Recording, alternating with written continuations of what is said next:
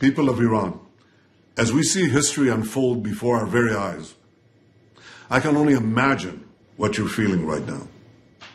Your oppressors spent over $30 billion supporting Assad in Syria.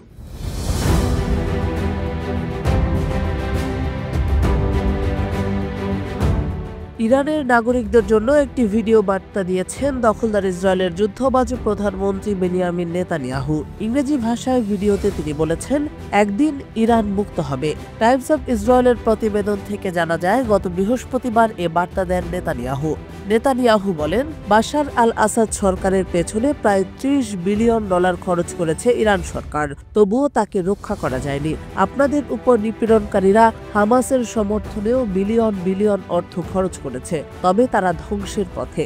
লেবাননের হিজবুল্লাহর পেছনেও $20 বিলিয়নের বেশি ব্যয় করেছে Iran. Your oppressors spent over $20 billion supporting Hezbollah in Lebanon. And I have no doubt that you, the people of Iran, know this. I know that just as we want peace with you, you want peace with us. Netanyahu আরো বলেন, ইরানের নেতারা অন্য জাতিকে দখল করার চেষ্টা করছে মধ্যপ্রাচ্যে মৌলবাদ প্রতিষ্ঠার জন্য। অপরদিকে ইসরায়েল নিজেদের রক্ষা করার জন্য চেষ্টা করছে। বর্বরদের বিরুদ্ধে রুখে দাঁড়িয়েছে ইসরায়েল। ইসরায়েলের এই যুদ্ধবাজ প্রধানমন্ত্রী ইরানের নাগরিকদের উদ্দেশ্যে বলেন, আপনারা যেমন শান্তি চান, আমরাও শান্তি চাই। আপনারা জানেন যে ইরানের এই শাসন ব্যবস্থা কতটা ভয়াবহ। আমরা আশাবাদী এটি একসময় পরিবর্তন হবে।